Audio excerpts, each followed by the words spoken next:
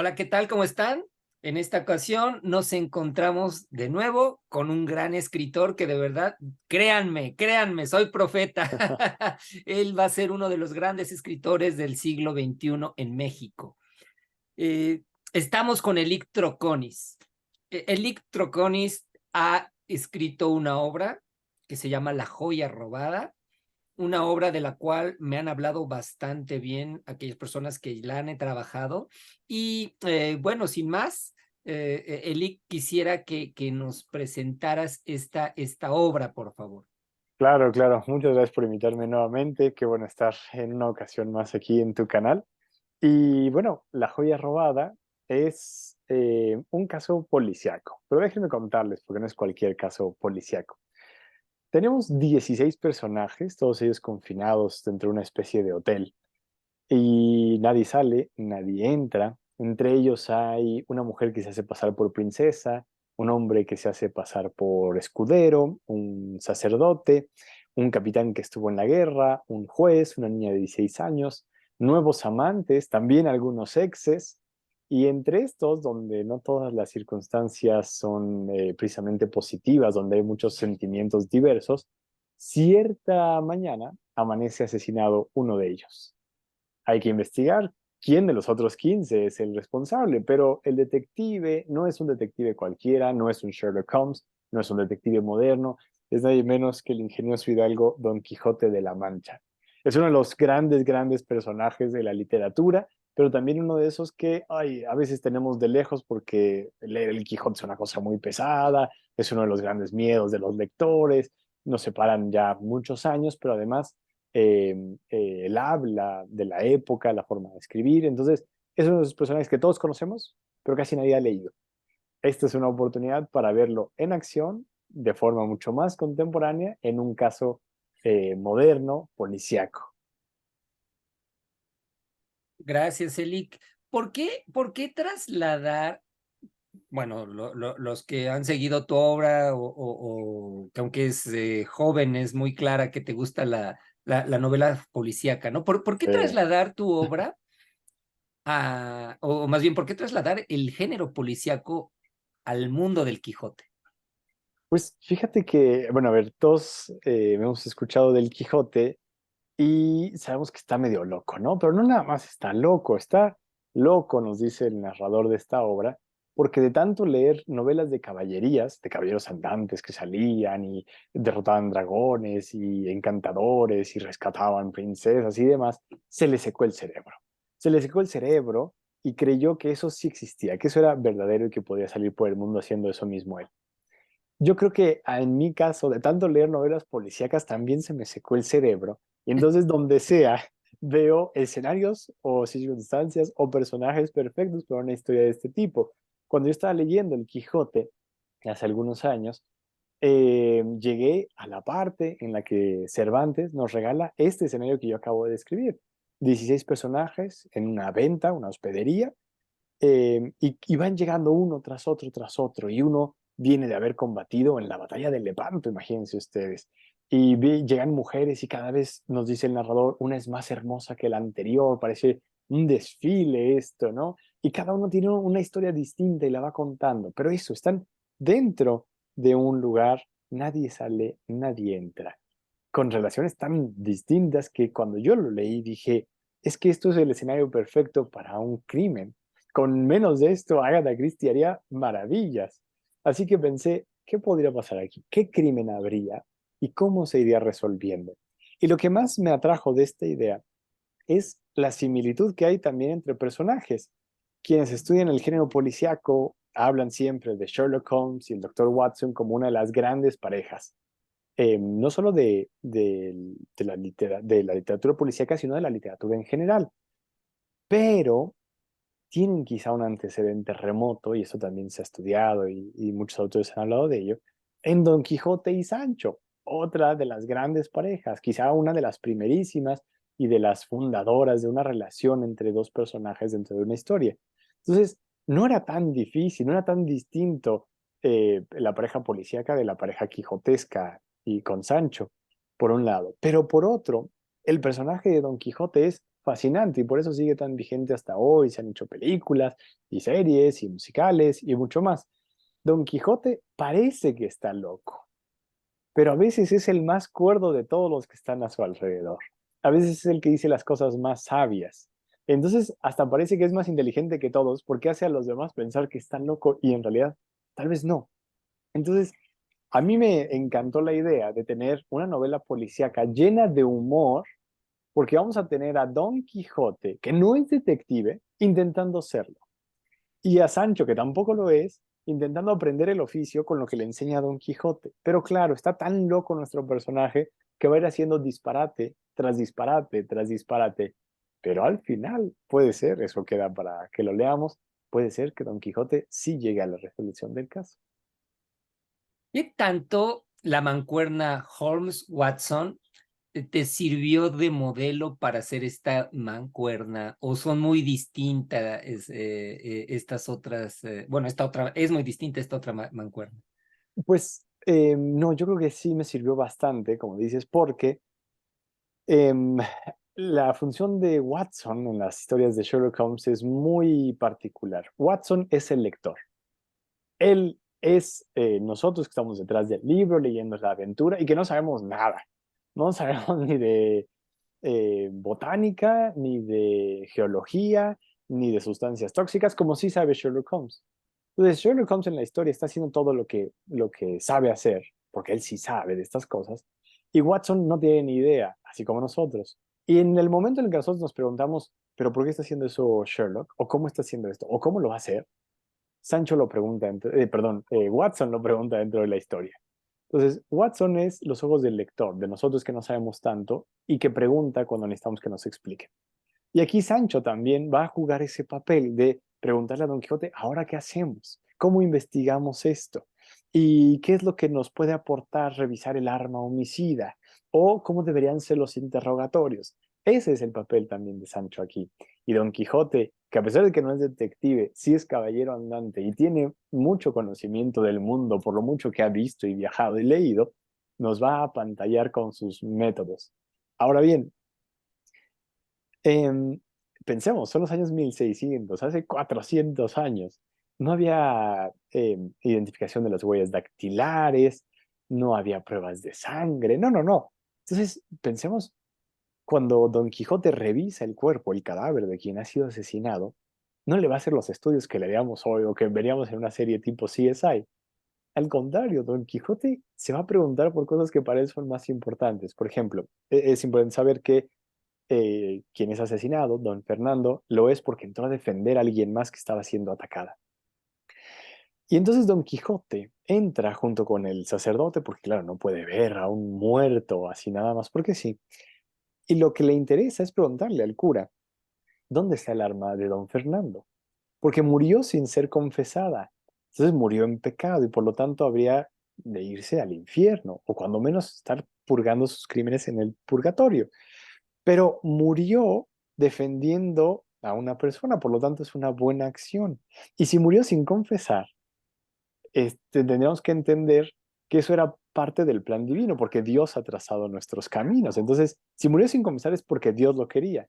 Y si Dios lo manda al infierno, es porque Dios sería malo o injusto. Entonces, ese tipo de disertaciones le interesan más a Don Quijote que ver la herida dentro del cuerpo de la víctima. Por lo tanto, vamos a tener a un detective muy distinto y uno que nos va a estar haciendo reír en todo momento, porque cuando no sabe, tiene que improvisar e inventar. Y así, por ejemplo, también cuando hace una de las primeras acciones de la pesquisa, que es buscar el arma homicida, no la encuentra en la venta, en el hotel, y manda a su ayudante Sancho a buscarla también por todas partes, no la encuentran. Y entonces él dice, si no está en la venta, tiene que estar en posesión de alguien. Así que los vamos a catear, vamos a revisar su ropa, a ver si no la tienen en algún bolsillo. Y si no la encuentra en la ropa, entonces los desnudará a todos. Y ver a los 15 personajes que nos quedan aquí, bueno, 14 personajes además del Quijote, desnudos porque están buscando el arma, será otro motivo de risa. Entonces, eso es lo que vamos a ver, a un Don Quijote, sí muy sherlockiano, pero también muy de su época, haciéndonos reír, que es algo que quizá no vemos tanto o con lo que no identificamos tanto al género policíaco. Pensamos que es solo misterio, bueno, aquí vamos a tener también una muy buena carga de humor. ¿Qué tanto también podríamos calificar esta novela tuya como fanfiction de algo culto? Claro, claro, totalmente. Yo creo que hoy vivimos una época que es sensacional en el sentido de que los lectores nos convertimos también en autores a través de tantos medios que tenemos, ¿no? Hoy tantas plataformas para escribir y mostrar, para publicar y demás. Entonces, sí, yo diría fue un arrebato en el que dije, claro, es que yo quiero tomar estos personajes y hacer con ellos algo nuevo, algo distinto, algo original. Em, Como es meterlo a un caso policíaco al Quijote, y en ese sentido es totalmente un fanfiction, un spin-off, un paréntesis, un pastiche, porque, y eso también requiere mucho talento de quienes lo hacen, ¿no? Hay fanfictions que a mí me parecen extraordinarios, pastiches muy, muy buenos, y creo que una de las grandes dificultades, por ejemplo, lo fue el caso de La joya robada, era que tampoco es algo tan nuevo. Ya en la época de Cervantes se hacía eso de tomar personajes de otro autor y darle nuevas aventuras, ¿no? Pero algo que hacían en aquella época era que tomo los personajes de alguien más, les doy su nueva aventura y se los regreso después al autor intactos, porque al final no eran míos. Al final los tengo que regresar y regresarlos bien. Pero aquí eso era muy complicado porque había que matar a alguien para que tuviéramos la novela policíaca, ¿no? Entonces, con la venia, con el permiso y la autorización de Cervantes, tuve que matar a alguien. No, ese ya no se lo pude regresar intacto, pero sí que todo funciona como un paréntesis en el que termina la historia y puede seguir muy bien el Quijote. Si alguien lee el Quijote, llega a esa parte, puede después leer la joya robada en medio y regresar, y todo seguirá prácticamente como lo dejó. ¿Qué opinas de seguir en pleno siglo XXI pensando, retomando al Quijote, incluso recreándolo, ¿no? Mm. Definitivamente el Quijote es este gran referente de la literatura en español. Sí, yo creo que sí, en distintos sentidos. A mí me gusta mucho la definición de Italo Calvino sobre qué son los clásicos. Él da 10 aproximaciones y dice, un clásico es aquel libro que nos da tanta vergüenza admitir que no hemos leído, que cuando alguien nos pregunta si ya lo leímos, le decimos, lo estoy leyendo, ahí voy, ¿no? Pero es también un clásico, uno de aquellos libros que todos tenemos una idea sobre aquello de lo que se trata. Entonces, todos sabemos quién es Don Quijote, todos sabemos quién es Sancho, todos tenemos en mente el episodio de los molinos, quizá poco más, pero sabemos que ahí está y sabemos que existe y sabemos que es el referente. Simplemente por saber que es un referente se vuelve a nosotros también un referente, ¿no? Lo seguimos viendo en musicales. Yo cada vez que veo el musical del Hombre de la Mancha, por muy distinto que pueda ser a la propuesta original de Cervantes, yo lloro con las escenas finales. Es una historia, es un personaje, creo yo, que me mueve muchísimo. También, décadas atrás, el ecuatoriano Juan Montalvo escribió un libro titulado Capítulos que se le olvidaron a Cervantes. Ya desde el título es maravilloso, ¿no? Y ahí dice algo que a mí me parece totalmente cierto, que el Quijote, que hay dos Quijotes, el Quijote de Cervantes, ese personaje que está en ese libro y de ese libro no sale, pero está también el Quijote que nos dejó Cervantes a todas las épocas. Sobre ese, él le regala otras aventuras, sobre ese se hizo el musical, sobre ese se han hecho películas, sobre ese yo escribí La joya robada, porque nos queda como un personaje muy vivo. ¿Y por qué? Porque al final de cuentas no es solo un caballero andante. Porque, claro, pensaríamos, si solo fuera eso, hoy que ya no tenemos historias de caballeros, habría pasado muy de moda y ya nadie lo conocería. Pero lo que pasa es que Don Quijote se avienta discursos en ese libro, en el de Cervantes, sobre la libertad, sobre el arte, sobre tantos temas que siguen siendo vigentes, que ahí está el Quijote con nosotros. Y eso fue algo que también quise poner en La joya robada. No es solo Don Quijote resolviendo un caso, como cualquier novela policíaca, sino una novela policíaca también cargada de sesos, de los sesos de Don Quijote, que también habla en este libro sobre las relaciones humanas, sobre la muerte, sobre cómo sobrellevar los lutos. habla de muchas más cosas. Y ahí se ve no el Quijote en apariencia loco, sino el más cuerdo de todos. Por eso, por ser un personaje que encierra la contradicción de la locura y la cordura al mismo tiempo, creo que es un personaje que nos acompañará durante mucho, mucho tiempo. Así es, Elic. Bueno, resulta que esta novela no solo es como una creación de Lick, que ya es bastante, sino también es un premio nacional. Cuéntanos de cómo obtuviste este premio, cómo fue el proceso, en fin, ¿no? Platícanos de esto que habla de que la joya robada es una joya. Sí. Pues fue una deliciosa sorpresa para mí. Y es que, bueno, quizá hay dos tipos de autores o más tipos, pero entre ellos hay quien está escribiendo para ganar premios y entonces todo lo que dice la convocatoria lo cumple al pie de la letra. Y si no ganó en esa convocatoria, pues el texto ya no sirve porque era muy específico el texto, ¿no? Tenía que tener la palabra rinoceronte en la página 4. Bueno, así hay a veces convocatorias, ¿no? Entonces hay quien escribe de esa manera para ganar los premios, pero otros autores lo que decidimos es escribir nuestra propuesta, algo que nos gusta, algo en lo que creemos, y después ver a dónde lo podemos mandar para que sea premiado, para que sea publicado. Em, con La joya robada ocurrió eso, que una vez terminado, confié en el manuscrito, lo mandé al Premio Nacional de Literatura Fenal Norma, que organiza la editorial Santillana en conjunto con la Feria Nacional del Libro de León, eh, y esperé, esperé pacientemente. Y un par de meses después, era un 31 de enero, recuerdo perfectamente la fecha, estaba trabajando y recibí la llamada. Era Lisbeth Alvarado, de Editorial Norma, diciéndome que estaba reunida con el jurado. Eh, y yo, cuando escuché eso, jurado, premio, Editorial Norma, dije, "Ah, qué cosa". Eh, Tú sabes que anteriormente mi primera novela, también policíaca, Asesinada por Religión, fue finalista del Premio de Letras Nuevas de Novela de Grupo Planeta, pero solo finalista. Entonces esta vez yo decía, ojalá que esta vez no sea finalista, sino que esta vez sí lo haya ganado. Y cuando finalmente dijo Lisbeth, bueno, te hablamos para decirte que tu novela La joya robada ha sido elegida como ganadora del premio, yo solo recuerdo que grité mucho en la llamada telefónica, que me emocioné muchísimo, que grité y que después de eso me salí a correr una hora entera y me gusta mucho correr y corrí, corrí, corrí disfrutando de eso. Eh, y ha sido algo extraordinario recibir ese reconocimiento, porque como te digo, se organiza en conjunto con la Feria Nacional del Libro de León. Eh, y entonces, además de un premio económico importante, es la presentación allá en la feria. Desde el año pasado estuve en Guanajuato con ellos. Y ahora sale el libro, sale además con un diseño precioso como los libros de Santillana. Aquí se ve, bueno, a mí en primer lugar la portada me encanta ver a este Don Quijote Holmes, ¿no? Sí, con el yelmo de Mambrino que lo caracteriza, pero también con la pipa al estilo de Holmes.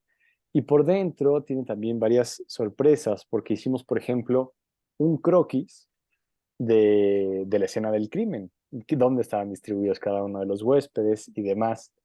E incluso en la otra solapa, en el interior, tenemos también algunos de los sospechosos. Así que es un libro que tiene también un diseño extraordinario y el que incluso tomamos la osadía de hacer varios experimentos, como por ejemplo incluir poemas al final, poemas en los que se alaba a Don Quijote.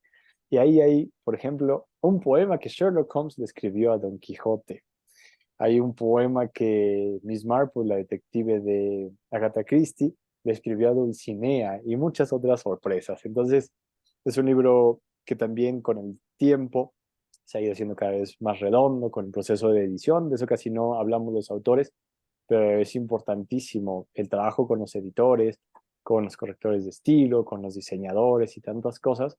Nutre siempre muchísimo el libro. El autor entrega un texto, pero convertirlo en libro es un trabajo en el que participan muchísimas personas. Perdón. Sí, incluso hubo filósofos del idealismo que discutían, ¿no? Que tanto un libro era producto solo del autor o efectivamente también del Claro, editor, ¿no? Una obra colectiva, ¿no? Y porque sí se sí, ve transformado. Y tú también claro, eres editor. Entonces, sí. justo en esta pregunta, quisiera saber qué tanto te permitió la editorial participar de este proceso editorial.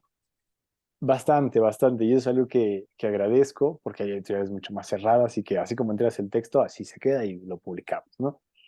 Muy, muy reservadas en ese sentido, pero con Santillana desde el inicio fue una relación muy abierta y, por ejemplo, desde que yo entregué la versión final del texto, ya para empezar la edición, me preguntaron alguna idea, alguna sugerencia, algo que quieras proponer. Y yo dije, sí, sí, sí, qué bueno que me lo preguntan.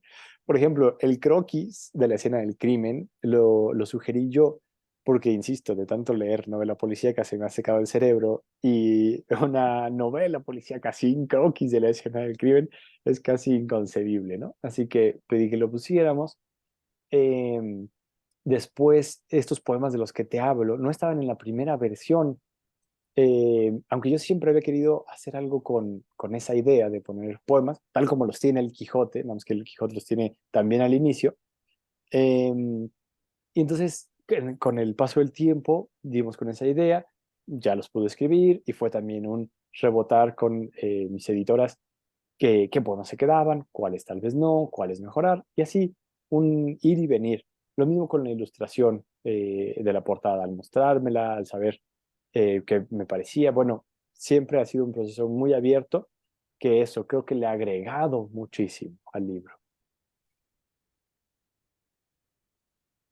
Luego hay una parte, pues, de promoción del libro, que también luego a veces los escritores, pues, a veces no hablan de ello, pero también es importante. ¿Cómo ha sido la promoción de La joya robada? Pues es gran pregunta, porque a veces pensamos que un libro nace cuando el autor piensa en la idea. No. Bueno, tal vez cuando termina el libro, no. Cuando se publica el libro tampoco. El libro nace cuando llega a las manos de los lectores. Si nadie lo está leyendo, no hay libro, ¿no? Em, y entonces esa siguiente parte en la que a veces los autores no se involucran tanto, porque también cuesta trabajo a los editores, porque ya depende de otro departamento de la gran editorial, es la promoción, la distribución y mucho más. Entonces, ¿qué hacer para que un libro sea leído? Em, Hoy tenemos las redes sociales, pero está también la prensa, pero están también los eventos. Entonces, la cosa es presentar el libro tantas veces como sea posible, hacerlo del conocimiento de los lectores tanto como sea posible. Entonces, ahí tanto Santillana como yo hemos estado en contacto con distintos medios. Entrevistas como esta son importantísimas, con booktokers, con prensa. Tuvimos una primera presentación en Gandhi, en la Gandhi de Miguel Ángel de Quevedo, aquí en la Ciudad de México, pero la próxima semana estaremos en Puebla, con motivo de la Feria del Libro, también presentando. Eh, y dentro de 2 semanas estaremos en Toluca con la Universidad Autónoma del Estado de México en otra presentación, porque eso es lo que nos proponemos, llevar este libro tan lejos como se pueda, eh, porque ya está hecho el libro, ahora hay que leerlo, ¿no? Ahora que cumpla ese propósito. Hay autores que dicen que escriben para ellos mismos. Yo creo que es una mentira en el fondo, porque siempre escribimos para ser leídos, para que alguien más entre a esos mundos y esas historias que nosotros creamos y pueda sentir algo similar. Entonces, por eso, insisto, es una tarea a la que hay que invertirle mucho tiempo, a la que para el autor siempre es genial estar hablando del libro, por supuesto, que más gente lo conozca, tener entrevistas como esta, y también se sirve muchísimo de la recomendación de los propios lectores. No hay nada mejor que una recomendación de boca en boca, decirle a tu mejor amigo, a tu familia, a quien sea, estoy leyendo este libro que está buenísimo, tienes que leerlo, es lo mejor. Esa es la mejor promoción siempre que tenemos los autores. Y en ese sentido, déjame decirte que Tania Aguilar, que es muy exquisita en sus gustos, o Marilyn García, lo han recomendado fuertemente. Así que Qué bueno sé saberlo. que es un gran libro. Y por último, quisiera preguntarte, como creo que te lo he preguntado en otras ocasiones, ¿y qué sigue con los Eh, proyectos de LIC? Pues fíjate que esto está apenas en desarrollo de proyecto. sea, este año escribí un libro de cuentos que trata sobre la vejez y tiene un punto de realismo mágico. Estoy con otra novela que será también juvenil, pero lo que viene como proyecto, e insisto, está en desarrollo y yo creo que va para muy largo plazo, es continuar con esto que inauguró La joya robada sin saberlo. Es decir, cuando yo comencé a escribirlo, dije, es un libro, va a tratar sobre esto, el crimen, Don Quijote, etcétera. Ya. Pero a la vuelta del tiempo, hablando con mis editores de Santillana, hablando con lectores a los que les ha gustado mucho este libro, he podido ver una, una puerta, una posibilidad que me atrae mucho. Yo soy gran seguidor de los clásicos, siempre estoy promocionándolos. Yo sé que Julio Verne ya no necesita que lo defiendan, pero tal vez sí que sigamos leyendo sus libros, Mary Shelley con Frankenstein y otros tantos. Y he pensado que una idea que me gustaría emprender es retomar otros clásicos y hacer algo similar que en La joya robada, es decir, insertar crímenes y que sea uno de los personajes originales quien lo tenga que resolver. Probablemente una de las primeras a las que me aboque sea La vuelta al mundo en 80 días, una de mis novelas favoritas de Julio Verne precisamente, pero pienso también en otros grandes retos como lo fue La joya robada, por la investigación que implica, como La Divina Comedia. Imagínense ustedes, ahí, en nada menos que el infierno de Dante, tener un crimen que ocurre y que Virgilio o el propio Dante, personaje, tienen que resolver. Por ahí van los tiros a partir de ahora. No, pues muy bien, muy bien. Yo creo que suena bastante interesante y exactamente todo un reto. Te recomendaría que estudies una licenciatura en historia para eso. Qué buena idea. Este muchacho es un estuche de monerías, también es historiador, entonces tiene las tablas para esto. Me da mucho gusto, Elix, y pues te agradezco habernos dado esta entrevista. Les recomendamos el libro. Si alguien lo quiere adquirir, ¿dónde lo puede adquirir? Está ya en librerías de todo el país, específicamente en Gandhi y en el sótano. Lo pueden pedir además, pueden tener la gran experiencia de ir a la librería y sentir los libros en sus manos, o pueden pedirlo para que lo lleven a su casa. Y también, e incluso si están fuera de México, pueden obtenerlo a través de Amazon. Está en Amazon México, pueden dar algunos clics y lo enviarán directamente a su hogar. Y también los invito a seguir mis redes, donde vamos a estar poniendo cosas de las presentaciones próximas que tendremos, por si alguien quiere apuntarse. Yo estoy tanto en Facebook como en Instagram, como Elic, L-I-K, G de Germán, Troconis, T-R-O-C-O-N-I-S. Elic G Troconis, ahí pueden encontrarme. Y también, si me lo permiten, los invito a escuchar un podcast que tengo con la escritora Lucy Zamora. Lo pueden encontrar en Spotify, en YouTube y seguir también el TikTok de este podcast. Se titula Y los sueños, sueños son. Originalísimo, retomando otro clásico. Y claro que vamos a poner las ligas aquí en la caja de comentarios. Muchísimas gracias, Gracias. Elic. Al contrario, muchas gracias a ti.